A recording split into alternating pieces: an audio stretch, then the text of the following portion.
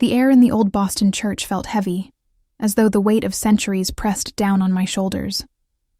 The stained glass windows cast fractured beams of color across the pews, crimson, sapphire, and gold, painting my white wedding dress in hues that felt more like a warning than a blessing.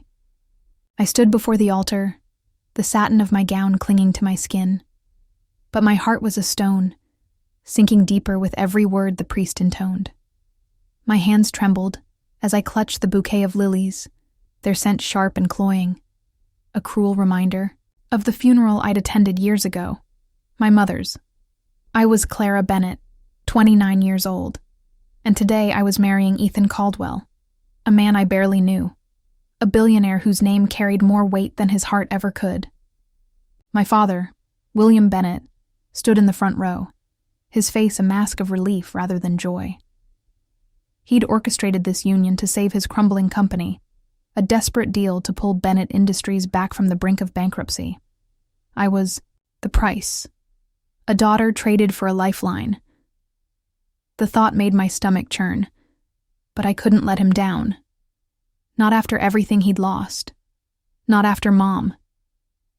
Ethan stood beside me, his presence as cold as the marble beneath our feet.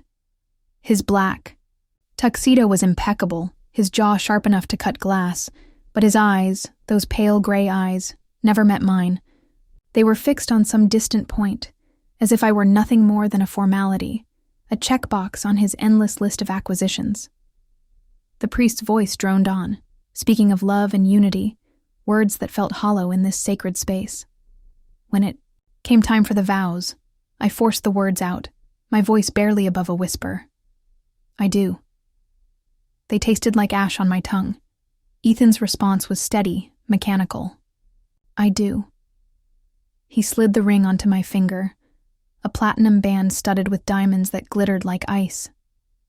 His touch was frigid, devoid of warmth, and as he leaned in, his breath brushed my ear. This is just a deal, Clara, he whispered, his voice low and cutting.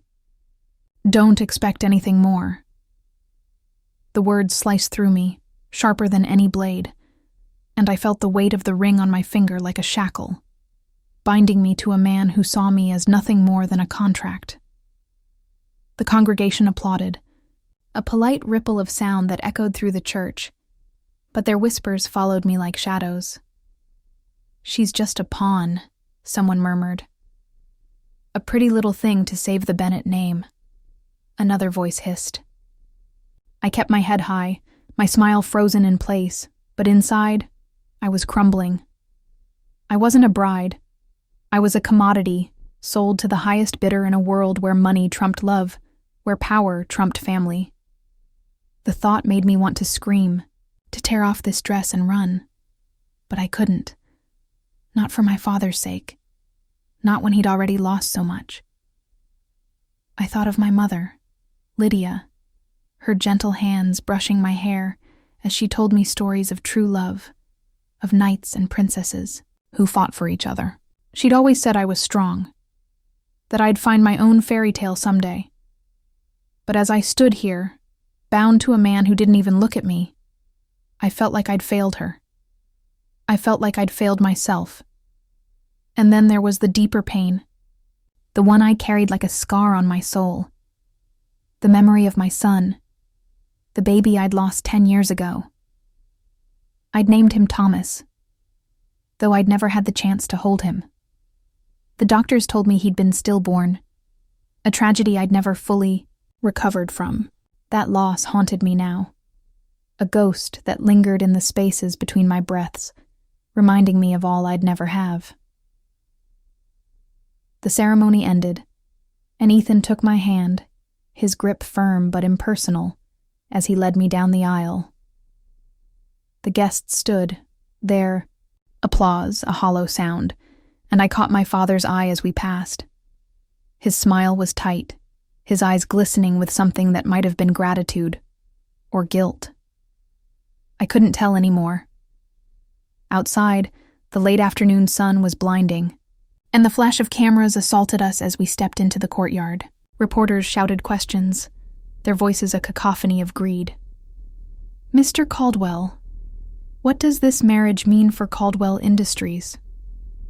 Miss Bennett, how does it feel to marry one of Boston's most eligible bachelors? I kept my gaze, forward, my smile a mask, but inside, I was screaming. Ethan guided me to the waiting Rolls-Royce, his hand on the small of my back, a gesture that felt more like a command than a comfort. The door closed with a heavy thud, sealing us in a bubble of silence, and I stared out the tinted window as the car pulled away. The city blurred past, gray buildings, flashing lights, a world that didn't care about my pain. I turned the ring, on my finger, feeling its weight, its edges digging into my skin. It wasn't a symbol of love. It was a reminder of my captivity. "Don't try to change me, Clara," Ethan said suddenly, his voice breaking the silence like a crack of thunder. I turned to him, startled, and found his gray eyes fixed on me at last. They were cold, unyielding, like a winter storm. "I don't do love. I don't do family. This marriage is a business arrangement, nothing more." His words were a final blow, stripping away the last shred of hope I'd clung to. I wanted to argue, to tell him I didn't want this either, but the lump in my throat choked the words. Instead, I turned back to the window, my fingers tightening around the ring until my knuckles turned white. I was Clara Caldwell now, a name that meant nothing to me. A wife in title only, bound to a man who saw me as a means to an end. But as the car sped through the city, I made a silent vow of my own, not to him, but to myself. I would survive this. I would find a way to reclaim my life, to honor my mother's memory, to heal the wounds of my past. Even if it meant facing the man who'd just become my husband, and the secrets he might be hiding. The elevator ride to Ethan's penthouse felt like an eternity, the silence between us thicker than the polished steel walls that surrounded us. I stood as far from him as the small space allowed, my hands still clutching the bouquet of lilies, their petals bruised from my nervous grip. Ethan stared straight ahead, his jaw tight, his gray eyes fixed on the glowing numbers above the door as they ticked upward. Floor 48, 49, 50. When the doors finally slid open, I stepped out into a world that felt as foreign as the man beside me. The penthouse was a masterpiece of modern luxury, all glass and marble, with floor-to-ceiling windows that offered a dizzying view of Boston's skyline. The city lights glittered like a sea of stars, but there was no warmth in this place. The air was sterile, scented with leather and expensive cologne, and the furniture, sleek and angular, looked more like art pieces than objects meant for comfort. It was a space designed to impress, not to live in, and I felt like an intruder, a smudge on its pristine surface. Ethan didn't look at me as he strode across the room, his polished shoes clicking against the marble floor. He stopped at a door on the far side of the living area and gestured toward it with a curt nod. "You'll stay here," he said, his voice as cold as the gray walls that surrounded us. "I don't need you in my room, or my life." The words landed like a slap, sharp and humiliating. But there was a flicker of relief beneath my hurt. At least I wouldn't have to share a bed with a man who saw me as nothing more than a business transaction. I stepped into the room, and the door clicked, shut behind me, the sound echoing like a gavel in a courtroom. The space was smaller than the main living area, but no less luxurious, with a king-sized bed draped in charcoal linens and a sleek dresser that gleamed under the recessed lighting. A single window offered a sliver of the city view, but the room felt like a cage, its elegance a mockery of my captivity. I set the bouquet on the dresser, the lilies drooping now, their white petals curling inward as if they, too, wanted to escape. I sank onto the edge of the bed, my wedding dress pooling around me like a shroud, and for a moment I let myself crumble. The tears came silently, hot and bitter, streaking down my cheeks as I buried my face in my hands. I thought of my mother, Lydia, Her warm smile and gentle voice, the way she'd always known how to make me feel safe. She'd been gone for 3 years, taken by cancer, but her absence still felt like a fresh wound. And then there was Thomas, my baby boy, the child I'd lost before I'd even had the chance to hold him. The doctors had told me he was stillborn, a tragedy they couldn't explain. But the pain of that loss had never dulled. It lived in me, a constant ache, a reminder of all I'd never have. I forced myself to stand, wiping my tears with the back of my hand, and began to unpack the small suitcase I'd brought. I needed to do something, anything, to distract myself from the weight of this day. As I opened the suitcase, my fingers brushed against a familiar object, the music box my mother had given me before she died. It was a simple thing, carved from cherry wood, with a tiny ballerina that spun to the tune of Clair de Lune. I hadn't opened it in years, but I'd brought it with me, a piece of her to keep me grounded in this cold, unfamiliar place. I lifted the lid, and the soft, haunting melody filled the room. Each note a memory of my mother's laughter, her touch, her love. But as the ballerina twirled, a small piece of paper slipped from beneath her base, fluttering to the floor. I bent to pick it up, my heart pounding as I unfolded it. The handwriting was my mother's, delicate and precise, but the words made my breath catch in my throat. "Your son is still alive." The room spun, the music box's melody warping into a discordant hum as I read the note again, my hands trembling. Alive? How could that be? The doctors had told me Thomas was gone, that there was nothing they could do. I'd grieved for him, mourned him, carried his loss like a stone in my chest for 10 years. But my mother's words, her final message to me, ignited a spark of hope so fierce it terrified me. If Thomas was alive, where was he? And why had she kept this from me until now? I turned to the door, my mind racing, and before I could stop myself, I marched back into the living room where Ethan stood, pouring himself a glass of scotch at the bar. "What do you know about my son?" I demanded, my voice shaking but firm, the note clutched in my hand like a lifeline. Ethan froze, his glass halfway to his lips, and for the first time since I'd met him, I saw a flicker of something in his eyes. Fear, perhaps, or guilt. "Don't believe in delusions, Clara," he said, his tone sharp. But there was a tremor beneath it, a crack in his icy facade. He set the glass down with a deliberate thud and turned away, as if dismissing me would erase my question. But I wasn't going to let him off that easily. I stepped closer, my heart pounding, the note burning in my hand. "Tell me the truth. Ethan, do you know something about my son?" He didn't answer, but I caught the faint sound of his voice as he walked toward his study, speaking into his phone in a low, urgent tone. "No, she can't know about the boy," he said, his words barely audible through the door. "Keep him safe." The blood drained from my face, my knees buckling as I leaned against the wall for support. Ethan knew something he didn't want me to find out, and as the melody of Clair de Lune echoed in my mind, I made a decision. I would uncover the truth, no matter what it cost me. I would find my son, even if it meant tearing down the walls of this marriage, and the man who'd built them. The ballroom at the Fairmont Copley Plaza glittered like a jewel, its chandeliers casting a warm golden glow over the sea of silk gowns and tailored tuxedos. I stood at the edge of the room, the sapphire blue dress Ethan had chosen for me clinging to my curves, its neckline plunging just enough to make me feel exposed.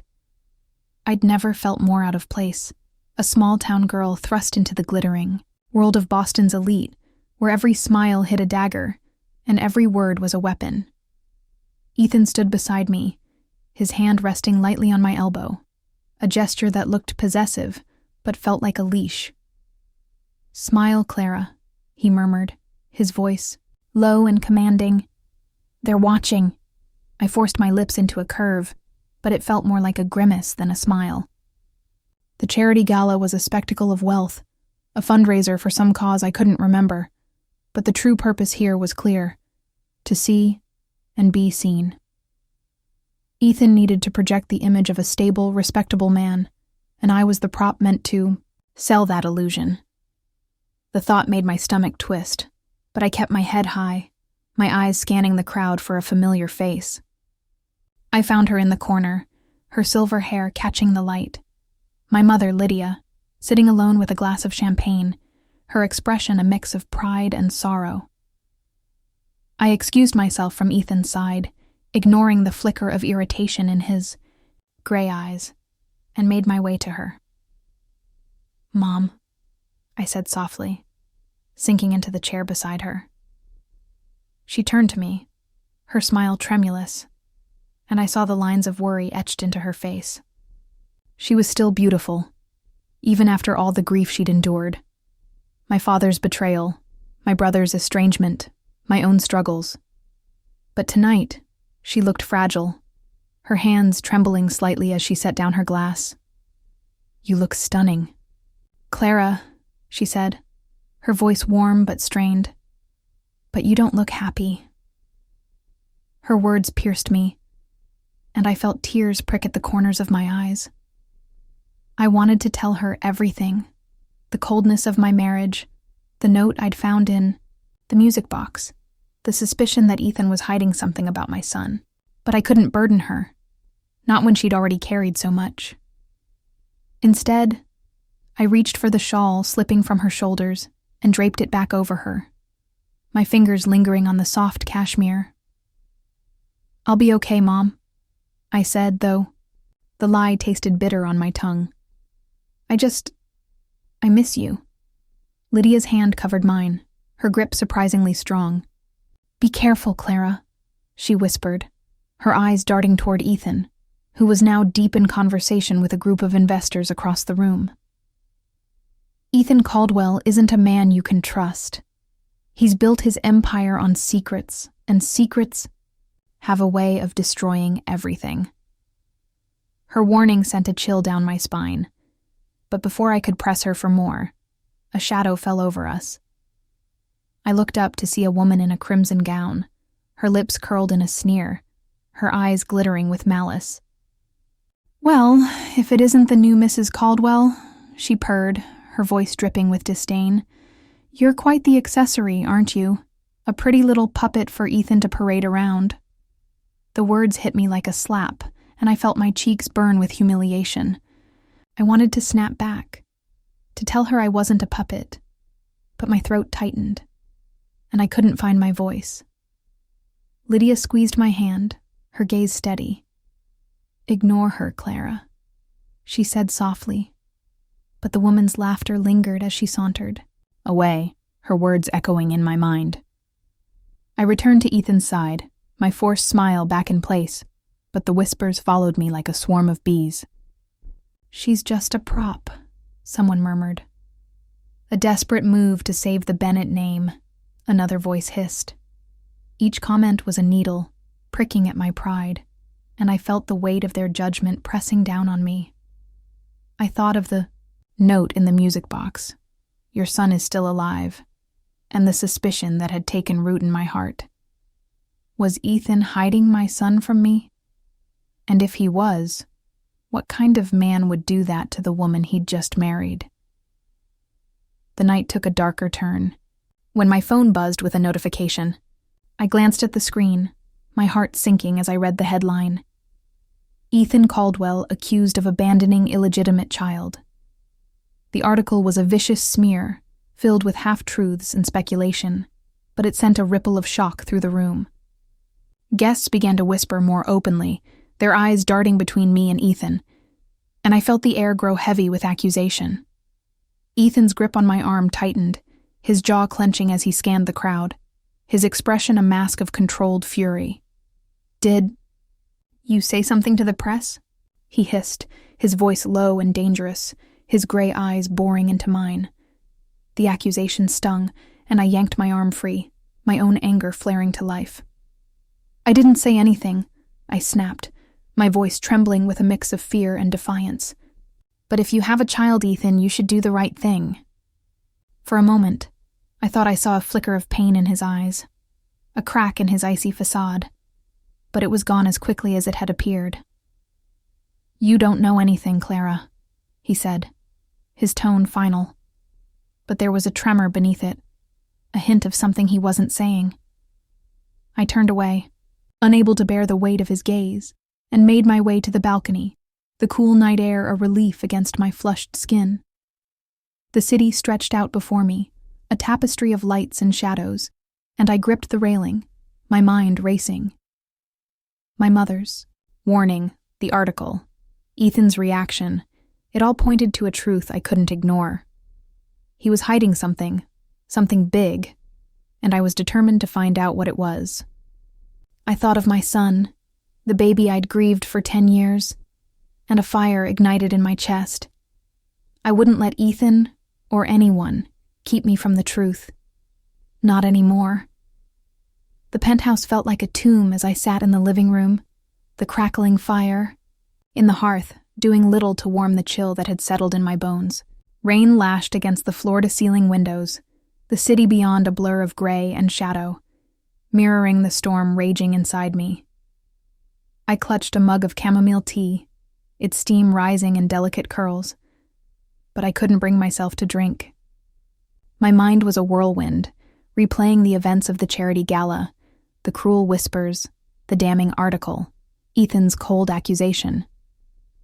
And beneath it all, the note from my mother's music box burned in my memory. Your son is still alive. The words were a lifeline and a torment, a fragile thread of hope I was terrified to pull. Ethan had retreated to his study after we returned, his silence louder than any words. I'd wanted to confront him again, to demand answers about the child the article had mentioned, but the look in his eyes, a mix of anger and something I couldn't name, had stopped me. Instead, I sat here, the firelight flickering across my face, my wedding ring glinting like a cruel reminder of the life I'd been forced into. I was still in the sapphire dress from the gala, its fabric crumpled now, a stark contrast to the polished facade I'd worn all evening. I felt raw, exposed, as if the world could see every crack in my armor. The shrill ring of my phone jolted me from my thoughts, the sound slicing through the quiet like a blade. I set the mug down with a clatter, my hands trembling as I reached for the device. The caller ID showed an unknown number, but something, a gut instinct perhaps, told me to answer. "Hello?" I said, my voice hoarse, barely above a whisper. "Clara Bennett? Or should I say Mrs. Caldwell?" The voice on the other end was smooth, dripping with malice, and it sent a shiver down my spine. "This is Richard Harrow. I believe we have some mutual interest to discuss." Richard Harrow. I knew the name, Ethan's business rival, a man notorious for his ruthlessness in the corporate world. My grip tightened on the phone, my heart pounding. "What do you want?" I asked, trying to keep my voice steady. "I want to help you." "Clara," Richard purred, his tone laced with mock sympathy. "You see, I know a secret about your dear husband, a secret that might interest you. Did you know Ethan Caldwell is the father of your son?" The words hit me like a punch, stealing the air from my lungs. My son. Thomas. The baby I'd thought I'd lost 10 years ago. "You're lying," I whispered, but my voice cracked, betraying the hope that surged within me. "Oh, I'm not," Richard said, his laughter cold and sharp. "Ethan met you 10 years ago at a party in New York. You were both drunk and, well, let's just say the consequences were more permanent than either of you expected. When you gave birth, Ethan made sure the baby, Henry, I believe he's called now, was taken away. He paid off the doctors to tell you the child was stillborn, then sent him to a foster family to avoid a scandal. Quite the noble act, don't you think?" Richard's voice was a venomous hiss, each word sinking deeper into my heart. If you don't believe me, ask Ethan. But if he doesn't come clean, I'll make sure the world knows. Unless he pulls out of the merger I want." I couldn't speak. Couldn't breathe. The phone slipped from my hand, landing on the rug with a soft thud as I pressed my hands to my mouth, a sob breaking free. Henry. My son had a name. He was alive. And Ethan, my husband, the man I'd vowed to stand beside, had taken him from me. The betrayal was a knife in my chest, twisting with every heartbeat. I thought of the nights I'd cried myself to sleep, the empty nursery I'd never had the chance to fill, the grief that had defined me for a decade. All of it, a lie. I stood, my legs shaky, and stormed toward Ethan's study, the door slamming, open with a force that echoed through the penthouse. He looked up from his desk, his gray eyes narrowing as he saw the fury on my face. "What do you know about my son?" I demanded, my voice raw, tears streaming down my cheeks.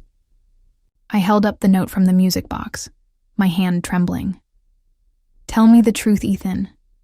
Is he alive? Is he Henry?" For a moment, Ethan's composure faltered, his face paling as he stared at the note. But then his mask slipped back into place, his expression hardening. "You're letting your grief make you irrational, Clara," he said, his tone clipped. But there was a tremor beneath it, a crack in his armor. "Your son is gone. Don't let Harrow manipulate you with lies." "Don't lie to me," I shouted, my voice breaking as I stepped closer, my hands clenched into fists. "Richard told me everything. How you met me 10 years ago. How you took my son away. How you paid the doctors to tell me he was dead. How could you do that to me, Ethan? How could you take him from me?" My voice cracked, the pain spilling out in waves, and I saw something shift in Ethan's eyes. Guilt, raw and unguarded, before he turned away, his shoulders tense. "I did what I had to do," he said finally, his voice low, almost a growl. "I couldn't let a scandal destroy everything I'd built. Henry was better off with a family who could give him a normal life, away from the vultures of this world." He turned back to me, his gaze piercing. "I didn't want him to grow, up under the scrutiny I've lived with my entire life."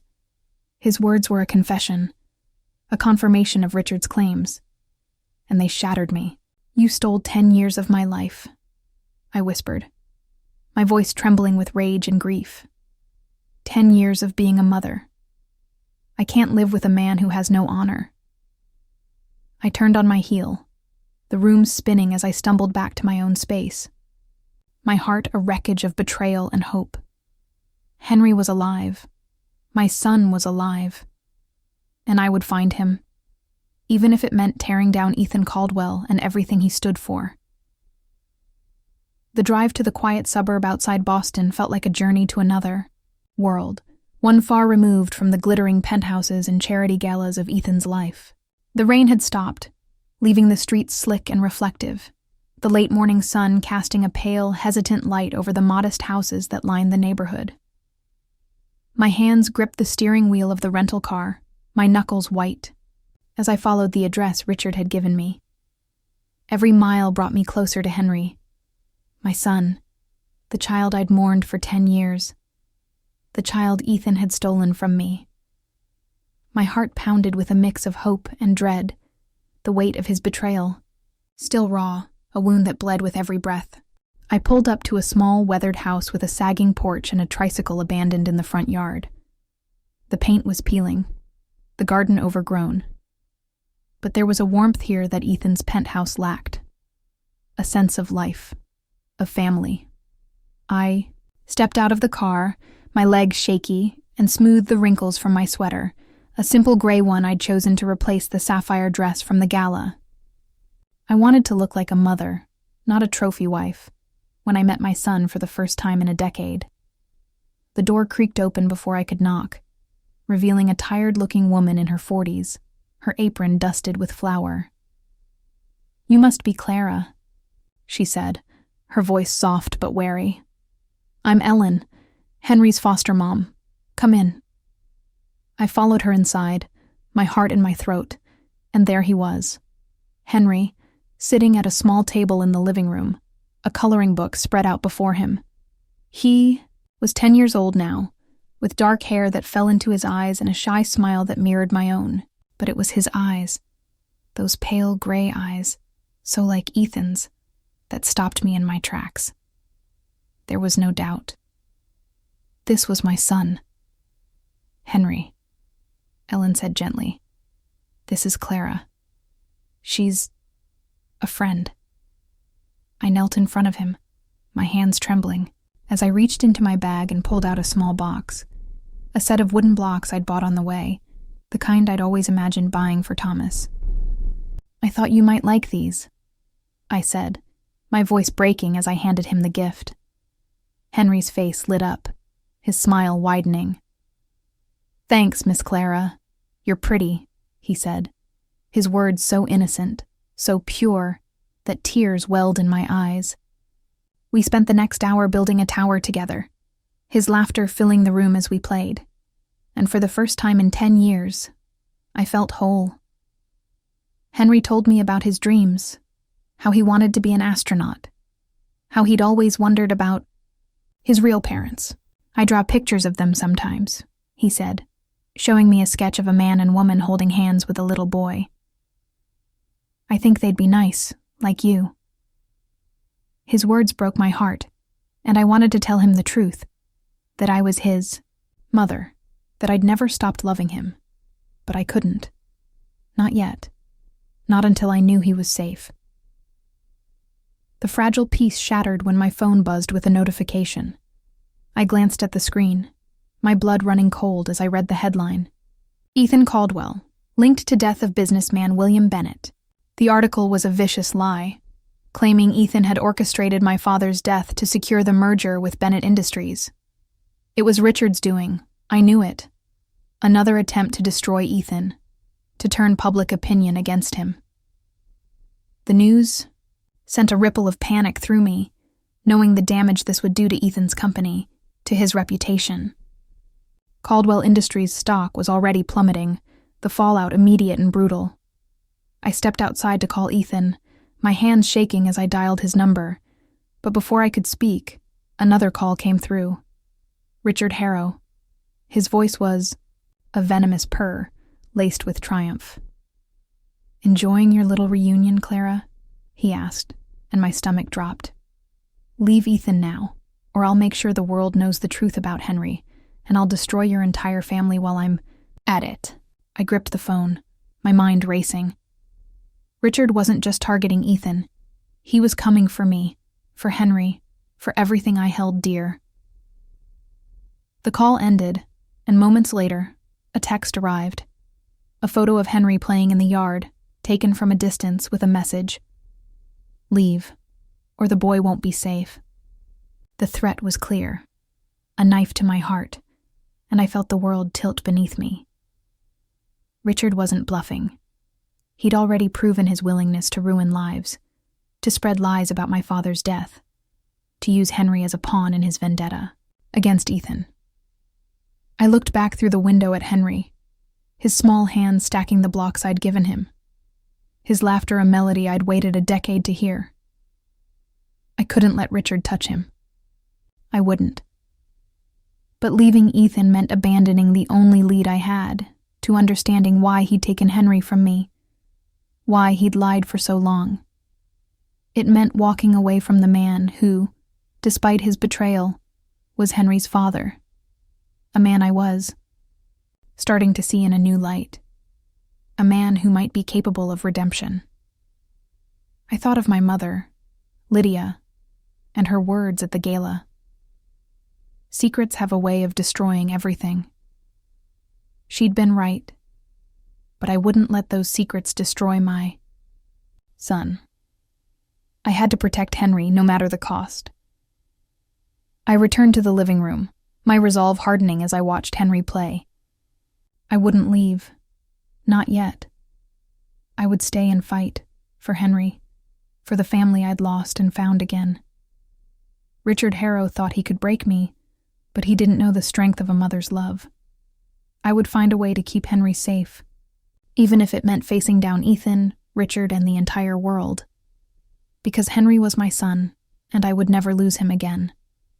The rain came down in sheets, a relentless torrent that soaked through my sweater and plastered my hair to my face as I stood on the deserted street outside the foster home. The street lamp above cast a dim, flickering glow, its light fractured by the falling water, and I shivered, not from the cold, but from the storm of emotions raging inside me. Henry was safe inside with Ellen, his foster mother, but Richard's threat echoed in my mind. Leave, or the boy won't be safe. I couldn't let that monster anywhere near my son, but I also couldn't walk away from Ethan without answers. I needed to know why he'd taken Henry from me, why he'd lied for 10 years, and whether he could ever be the father our son deserved. Headlights cut through the darkness, and Ethan's black SUV pulled up beside me, the engine idling with a low growl. He stepped out, his tailored coat drenched in seconds, his gray eyes stormy as they locked onto mine. "What the hell are you doing here, Clara?" he demanded, his voice sharp over the roar of the rain.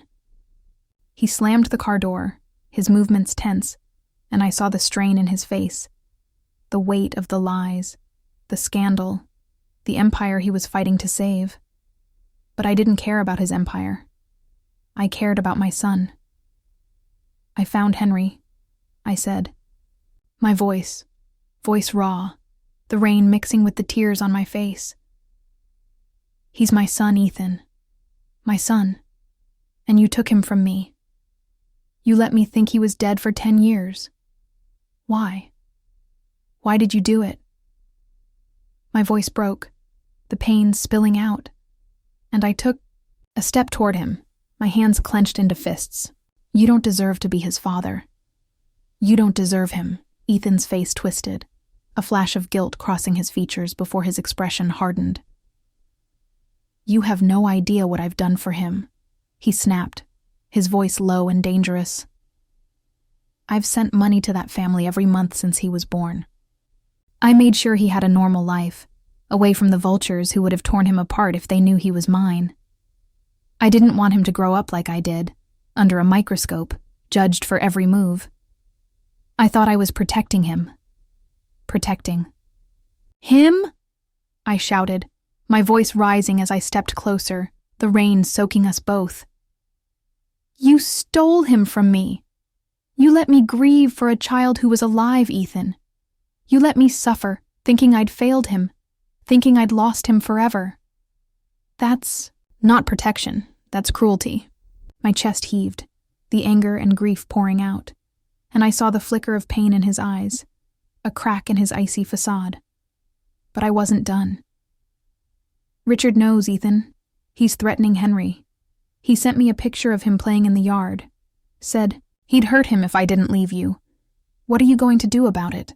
Ethan's jaw tightened, his hands clenching at his sides, and for a moment I thought he might turn away, retreat back into the cold shell he'd built around himself. But then he spoke, his voice low, almost a growl. "I didn't want this. Clara, I didn't want any of this, but I can't let Harrow hurt him. I won't." He took a step closer, his eyes searching mine, and I saw something new in them. Determination, a fire I hadn't seen before. "I'll fix this. I'll make it right." "How?"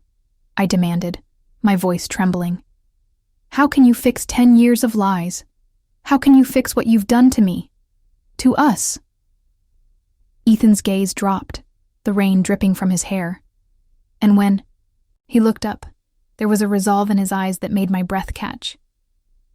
"I'll tell the truth," he said, his voice steady despite the storm. "I'll go public. I'll tell the world Henry is my son, and I'll take the fall, whatever it costs. Richard won't have anything to hold over us if there's no secret left to expose." He paused, his expression softening, and he reached out, his hand hovering near my cheek before he let it fall. "I don't need you, Clara. But I need you to help me do this. For Henry." The words hit me like a wave, and I stared at him, the rain blurring my vision. He was willing to sacrifice everything: his reputation, his position, his empire, to protect our son. It was a choice I hadn't expected, a glimpse of the man he could be, the man I'd hoped he might become. But the pain was still there, a raw wound that wouldn't heal overnight. "I'll help you," I said finally, my voice barely audible over the rain. "But not for you. For Henry. He deserves better than both of us." Ethan nodded, his expression unreadable, and we drove back to the penthouse in silence, the storm still raging outside. The next morning he called a press conference, and I stood beside him, my hand in his, as cameras flashed and reporters shouted questions. The rain had followed us, a steady drizzle that soaked the crowd gathered outside. Caldwell Industries. Ethan stepped up to the podium, his face pale but resolute, and I felt the weight of the moment settle over us. "I have a son," he said, his voice steady, cutting through the murmur of the crowd. "His name is Henry, and he's 10 years old. I've kept him a secret to protect him. But I was wrong. I've failed him. And I've failed his mother, Clara Caldwell. I'm stepping down as CEO of Caldwell Industries to focus on my family, to make things right. I'm sorry." The words echoed in the air, a confession that stripped him bare, and I felt the crowd's shock ripple through the space. I squeezed his hand, my heart pounding, and for the first time, I saw him not as the cold, calculating man I'd married, but as a father. A flawed, broken man trying to be better. Richard's threat was neutralized, his leverage gone, but the cost was steep. Ethan had lost his position, his power. But as we walked away from the podium, our hands still clasped, I felt something new between us, a fragile bond, a shared purpose. We were a family now, for better or worse, and I knew we'd fight for Henry together. The morning light filtered through the penthouse's kitchen window, casting a soft golden glow over the marble countertops and the small table where we sat. It was a stark contrast to the cold, sterile space I'd first encountered a week ago. Now, the air was filled with the warm scent of cinnamon and butter, the sizzle of bread in the pan a comforting rhythm. I stood at the stove, flipping slices of French toast, my hands steady despite the whirlwind of emotions that had defined the past few days. Henry sat at the table, his small legs swinging as he scribbled in a coloring book, while Ethan poured orange juice into 3 glasses, his movements careful, almost tentative. We were a family now, in a way I'd never imagined possible. After Ethan's press conference, he'd stepped down as CEO of Caldwell Industries, a sacrifice that had stripped Richard Harrow of his leverage and ensured Henry's safety. The fallout had been brutal. Headlines screamed of scandal, and the company's stock plummeted. But Ethan had taken it in stride, his focus shifting entirely to us.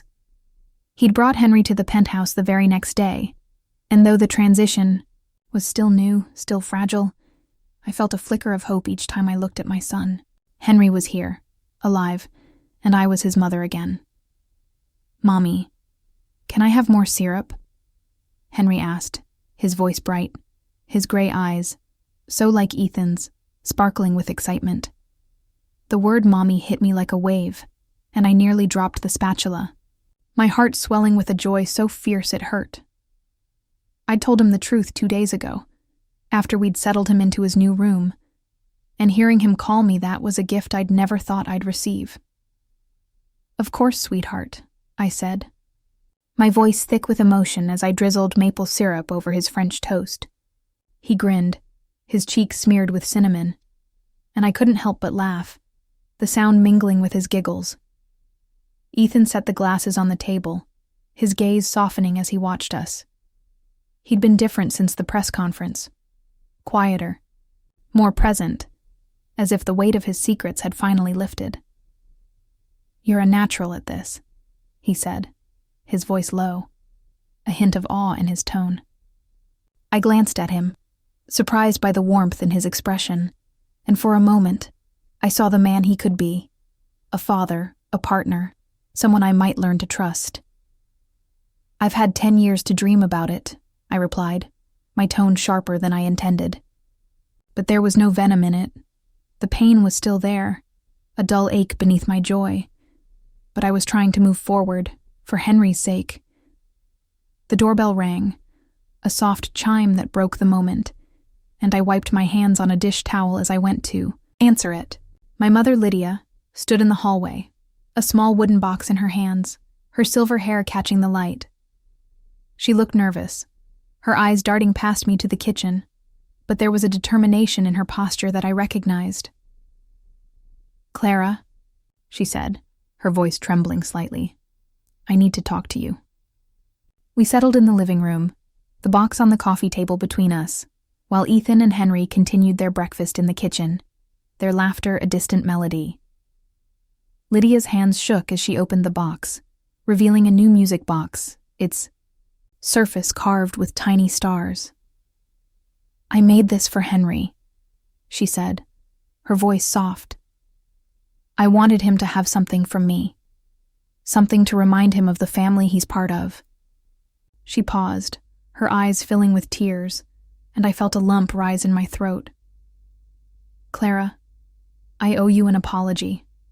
I knew about Henry, about what Ethan did.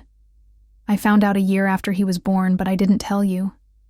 I thought it would hurt you more to know the truth, to know he was out there and you couldn't have him. I was wrong, and I'm so sorry."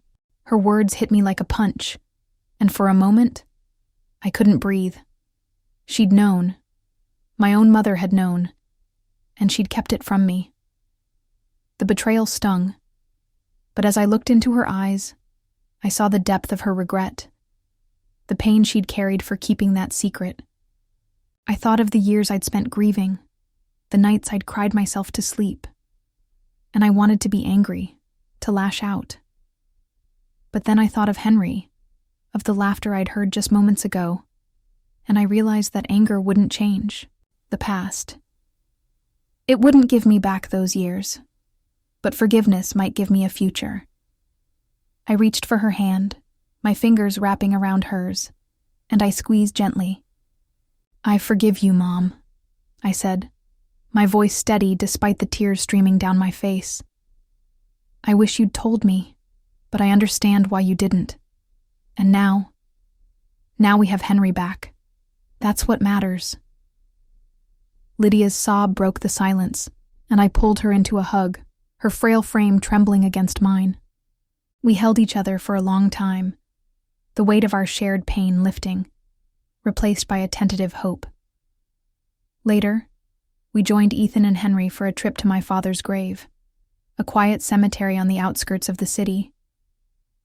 The air was crisp, the ground soft from the recent rain, and I knelt to place a bouquet of lilies on the headstone, their scent a bittersweet reminder of the man who'd shaped my life, for better and worse. Ethan stood beside me, Henry's hand in his, and I felt a shift between us, a quiet understanding, a shared commitment to our son. "We'll do better, Clara," Ethan said, his voice low, his gray eyes meeting mine with a sincerity I hadn't seen before. "For Henry. For us." I nodded, my hand finding his, and I looked at my mother, who stood a few steps behind, a small smile on her lips. For the first time in years, I felt the pieces of my family coming together. Not perfect, not whole, but healing. And as Henry ran to me, his arms wrapping around my legs, I knew that this was the start of something new, a chance to build the life I'd always dreamed of, one breakfast at a time. The stained glass windows of the old Boston church glowed, with the same fractured light I remembered from my wedding day. But today, the colors felt different, warmer, softer, like a promise rather than a warning. Crimson, sapphire, and gold danced across the pews, casting a kaleidoscope of hues over the small gathering of family and friends who'd come to witness this moment. I stood at the front of the church, my hand in Ethan's, our fingers intertwined, with a quiet strength that had been absent the first time we'd stood here. Henry was between us, his small frame dressed in a tiny navy suit, his gray eyes, so like his father's, sparkling with excitement as he clutched a single white lily, a symbol of the new beginning we were creating. We'd returned to this church, the place where our marriage had begun with a cold, transactional vow to make a new promise. Not just to each other, but to Henry, to our family. The past weeks had been a whirlwind of change. Ethan's decision to step down as CEO of Caldwell Industries had sent shockwaves through the business world, but it had also freed him in a way I hadn't expected. He'd sold his majority shares, using the proceeds to establish a trust fund for Henry and to support the foster care system that had kept our son safe for so long.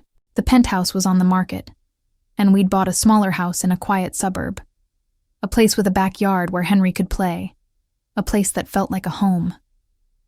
Today, we gather to renew our commitment, the priest said, his voice warm and steady, echoing through the church. Not only as husband and wife, but as a family, bound by love and the promise to do better. I glanced at Ethan, his profile sharp against the colored light, and saw the man he'd become. A father, a partner, someone who'd chosen us over his empire. He turned to me, his gray eyes softening, and I felt a flutter in my chest, a tentative hope that maybe, just maybe, we could build something real. Henry tugged at my hand, his small voice breaking the silence. "Mommy, can I say something?" he asked, his cheeks flushed with excitement. I nodded, my throat tight with emotion, and he stepped forward, holding the lily up like a trophy. "I love my new family," he said, his words clear and bright. "I love Mommy and Daddy, and I'm happy we're together." The congregation let out a collective awe, and I felt tears prick at my eyes as I knelt to hug him, his small arms wrapping around my neck. Ethan joined us, his hand resting on Henry's back, and for a moment, we were a single unit, a family forged through pain and redemption. The ceremony was simple, a quiet reaffirmation of our vows, but it felt more sacred than our wedding day ever had. When it was over, we stepped outside into the crisp autumn air, the leaves a riot of red and gold, and I watched as Henry ran to my mother, Lydia, who waited with a smile that lit up her face. She'd been a rock through all of this, her forgiveness a balm to my wounded heart, and seeing her with Henry, her grandson, filled me with a gratitude I couldn't put into words. Back at the house, life began to take on a new rhythm. Henry started school, a small private academy with a playground he adored, and I watched him blossom, his laughter a constant melody in our home. He'd made friends quickly, his shy smile winning over his classmates, and I found myself volunteering at the school, helping with bake sales and story time, savoring every moment I got to be his mother. Ethan, too, was finding his place. He'd taken up consulting work, offering his expertise to nonprofits, a far cry from the corporate titan he'd once been. He was home more, helping Henry with homework, teaching him to ride a bike, and I saw the bond between them grow stronger with each passing day. One evening, as I tucked Henry into bed, I found a letter on the kitchen counter, the handwriting familiar. Father Michael, the priest who'd officiated both our wedding and our renewal ceremony. I opened it, my heart swelling as I read his words. "I'm proud of you, Clara and Ethan. You've turned a moment of darkness into a beacon of light. Your family is a testament to the power of love and forgiveness." I set the letter down, my eyes misty, and felt Ethan's arms slip around me from behind, his chin resting on my shoulder. "Thank you, Clara," he said, his voice low, a quiet intensity in his tone, "for not leaving, for giving me a chance to be the man I should have been all along." I turned in his arms, looking up into his gray eyes, and saw the sincerity there, the love that had grown between us, slow and steady, like a seedling breaking through the earth. "Thank you, Ethan," I replied, my voice soft but firm, "for giving me a reason to stay." We stepped out onto the back porch, the night sky above us a canvas of stars, the city lights a distant glow on the horizon. Henry's laughter echoed from inside, where he'd convinced Lydia to read him one more story, and I leaned into Ethan, his warmth a comfort I'd come to cherish. I thought of my mother, of the lessons she'd taught me about strength and love, and I knew she was watching over us, smiling from above. I thought of my father, of the mistakes he'd made, and I felt a peace I hadn't known in years. Henry burst out onto the porch, his pajamas rumpled, and threw his arms around us both. "I love you, Mommy. I love you, Daddy," he shouted, his voice a burst of joy that filled the night. We laughed, pulling him into a hug, and as the stars shone above, I felt the weight of the past lift, replaced by a future I couldn't wait to live. We walked back inside together, the door closing behind us, the church lights a memory that had led us here, to a new journey, a new family, a new beginning. If you've been touched by this journey of love, redemption, and family, don't forget to give this video a big thumbs up. It means the world to us. And if you want to join us for more heartfelt stories that inspire and uplift, hit that subscribe button and ring the bell so you never miss an update. Let's build a community where we can share in the power of second chances and the beauty of healing together. Thank you for watching, and I'll see you in the next story.